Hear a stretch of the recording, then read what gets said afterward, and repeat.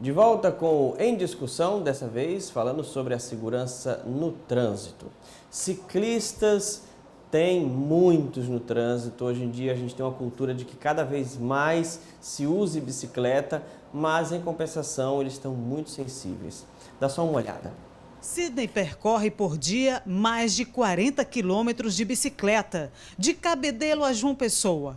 Chegar ao trabalho e voltar para casa virou mais um desafio, o de vencer o medo do trânsito ao disputar os mesmos espaços com as motos e os carros. Tá complicado, né? Cada dia é sempre um acidente, uma morte, uma coisa grave nesse trânsito. Porque a falta de respeito é muito grande com o ciclista. Para fazer o passeio de bike, o ciclista utiliza equipamentos de segurança e toma alguns cuidados. Ando com muito cuidado, muito atento a qualquer vacilada, tem que estar sempre atento. O mês de maio é dedicado a alertar a sociedade quanto aos elevados números de acidentes e de mortes no trânsito. Na Paraíba, um ciclista morreu após ser atropelado no momento em que participava de um passeio ciclístico na BR-230. A ocorrência soma as estatísticas do Sistema de Informações sobre Mortalidade, que revela, de 2011 a maio deste ano,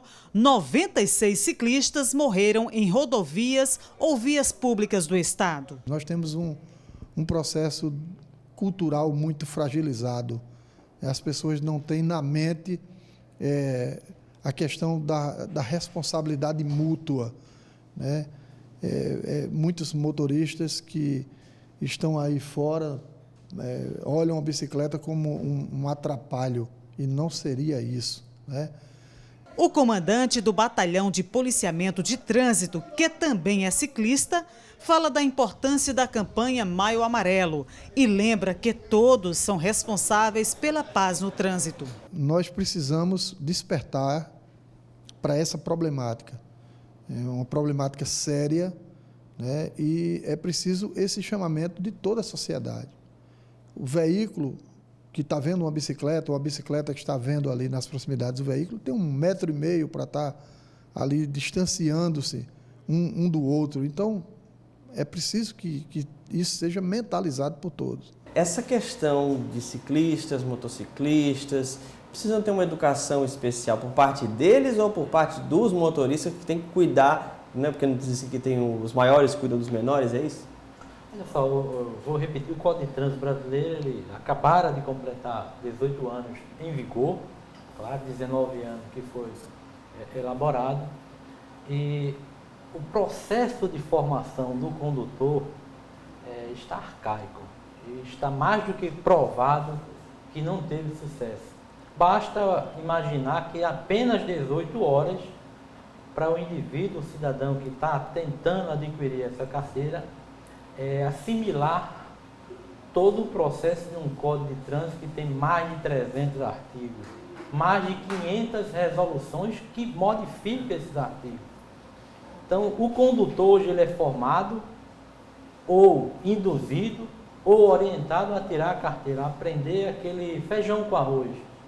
E esquece do processo cidadão, de ética, de respeito à vida. E o que temos testemunhado é cada vez mais o condutor que não respeita o ciclista que não respeita o pedestre e todos que não se respeitam. Então o processo do ciclismo, propriamente no Brasil, na Paraíba e em João Pessoa, precisa muito mexer com as leis. Por exemplo, a Lei de Mobilidade Urbana, a Lei 12.587, que prevê uma ciclovia segura, uma educação permanente. Estive na Suécia, tive a honra de representar o país. A Suécia é um dos 3 países mais seguros quando se fala na temática trânsito. E o que os diretores e gestores daquele país fizeram para diminuir drasticamente a mortalidade no trânsito? Investir maciçamente na educação, na fiscalização, engenharia viária. Não tem outro caminho. Não tem outro caminho. País que investe na cultura da educação, eu não estou me referindo à educação pedagógica propriamente dita, a educação de respeito à vida, de respeito às leis. Temos as melhores leis, como você falou, mas que não é respeitada, mas que não é fiscalizada e feita cumprir no pé da letra. E em todos os aspectos, o condutor, o ciclista e os órgãos de trânsito, porque não cumpre o artigo 74, não cumpre o artigo 76, vou mais além, não cumpre o artigo 23 de nossa Constituição, no parágrafo 12º. Que artigos são esses que você se refere?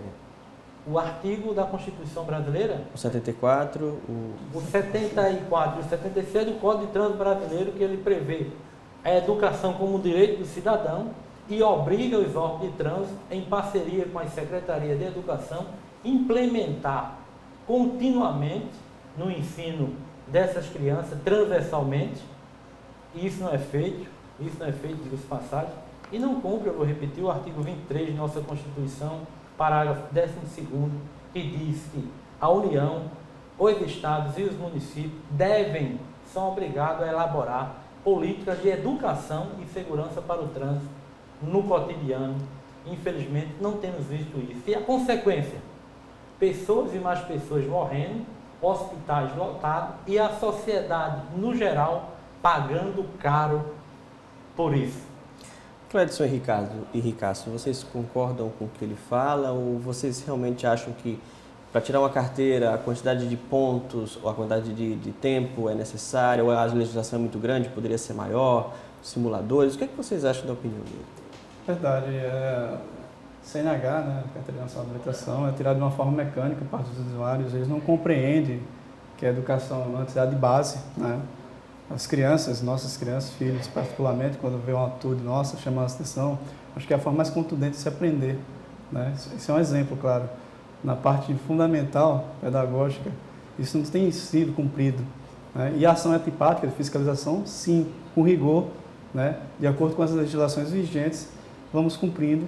É uma ação antipática, mas é preciso, necessário para disciplinar esse tipo de condutores, pedestres, por sinal, né? Como citou bem o Luiz, a relação deve ser mútua, o respeito deve ser entre todos, mas não está sendo cumprido, particularmente quando se tem as grandes campanhas, né, de educação para o trânsito, a Semana Nacional do Trânsito, é onde é que se enfatiza com maior propriedade, com os focos específicos, aí, com o pedestre, né, com o ciclista, com todos os veículos automotores, e apenas durante as campanhas é que tem sim um conhecimento maior, mas essa ação deve ser permanente, diária, né? E não ação só de fiscalização.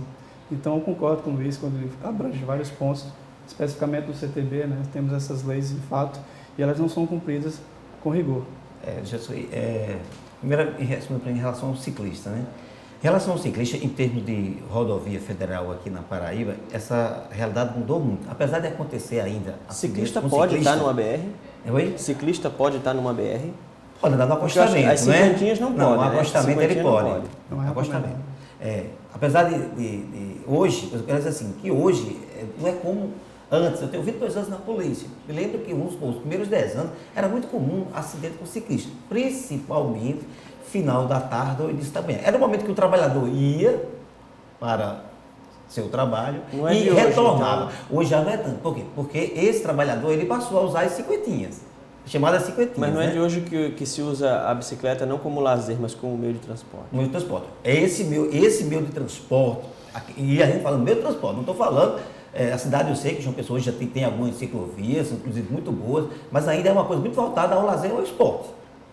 Mas a ciclovia, para o trabalhador, a cidade não tem essa estrutura. Para dar um exemplo, Luiz Carlos é de Santa Rita. Quantas pessoas moram em Santa Rita e trabalham em João Pessoa? Existe alguma ciclovia ligando Santa Rita, passando por Bahia, João Pessoa chegando em Cabedelo? Isso está faltando na nossa grande João Pessoa. Daí precisa dessa ciclovia para estimular as pessoas que a bicicleta é uma alternativa excelente. Mas é preciso dar segurança para o ciclista. A nossa cidade ela não dá essa segurança, eu acho arriscado um ciclista do trânsito de João Pessoa. Outra questão em relação à educação para o trânsito. É preciso investir mais. Vou dar um exemplo claro do concreto do nosso órgão. Né? 5 anos atrás, a gente tinha 200 mil de orçamento de educação para o trânsito. Para a gente fazer uma educação para o trânsito no Brasil. Por ano? 200 mil. Ano. Para o Brasil inteiro?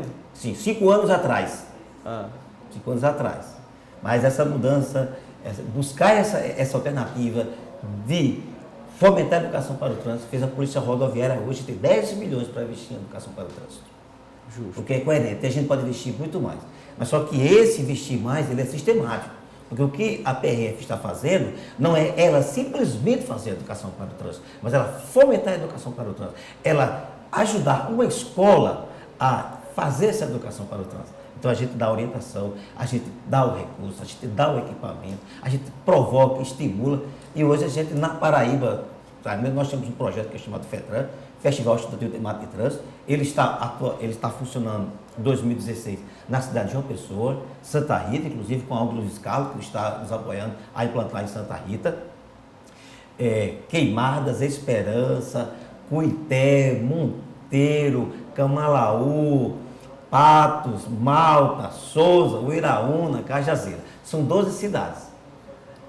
3 anos atrás, só era João Pessoa e Souza. Hoje nós estamos em 12 cidades. No próximo ano nós vamos chegar em outras cidades, como Cabedelo, Bahia, que também nós já temos planejamento para chegar. Então, tem uma série de coisas que está acontecendo para que a gente realmente mude, vamos dizer assim, a cabeça desse motorista, para ele tenha mais consciência. Que ele não dirija pelo medo de ser multado, mas que ele dirija pela consciência de valor que é a vida que ele tem. Luiz Carlos, a gente tem até, a TV Assembleia já acompanhou várias vezes ações da Educar para o Trânsito e Educar para a Vida nas escolas de Santa Rita. Você tem percebido que isso tem surtido efeito nos jovens, de ter uma consciência de atravessar na faixa, de quando usar uma bicicleta, seguir também, não andar pela contramão, né? Vocês têm percebido que está funcionando? É fantástica essa tua pergunta, porque realmente tem surtido efeito em todos os aspectos, não só com aquela criança que trabalhamos na escola, mas com a comunidade. O nosso trabalho tem sido copiado positivamente em vários estados do país, justamente com essa perspectiva de não apontar para o órgão gestor, não apontar para o outro, e sim mudar o comportamento de você, cidadão. E foi com essa proposta que a ONG surgiu. E temos crianças envolvidas, Rafael. Temos crianças que levam essa boa nova para casa. E a criança bem orientada, bem informada de como, por exemplo, se dirigir ao colégio andando na calçada, o pai sendo orientado para acompanhar o filho uma vez por semana. Pai, acompanhe seu filho, veja se tem uma rua alternativa sem tanto movimento. Então são aspectos simples de cidadania mesmo, que vai mudando o comportamento. E a criança, quando termina o ano letivo, ela se dirige às férias tendo noções básicas de, ao atravessar uma rua, ser vista pelo motorista, dar com a mão da maneira correta, nunca atravessar antes de o veículo parar, coisas que nós não tínhamos visto anteriormente. E aonde surgiu com essa proposta, a PRF tem um trabalho fantástico, o próprio Detran, através de indicação com a Lei Seca, também interage conosco, e é assim que iremos mudar. É claro que em toda caminhada é necessário um primeiro passo, estamos dando o primeiro passo, o processo é lento, mas se insistir, persistir na forma de educar, teremos o Nicásio fiscalizando, mas encontrando bem menos pessoas alcoolizadas. Se insistirmos no processo educado berço, bem educado, engenharia viária, o Clédson na rodoviária federal irá divulgar ao fim de um feriadão uma estatística de paz e de alegria, e não de tristeza e de sangue derramado. Agora, só completando aqui, é preciso também que os Detrans, eles validem essa educação para o trânsito na escola, o que hoje não acontece no Brasil. Porque se a gente imagina que para eu ser um condutor habilitado, eu preciso passar por um processo para ser aprovado, por que não ser considerado uma formação escolar? Ela é sistêmica, ela tem um prazo maior, ela vai agregar mais valores para esse motorista. E aí valoriza essa formação para que isso aconteça na educação infantil, ensino fundamental, no ensino médio e até no ensino superior. A gente vai para um intervalo rapidinho, mas eu quero retomar esse assunto da educação para o trânsito.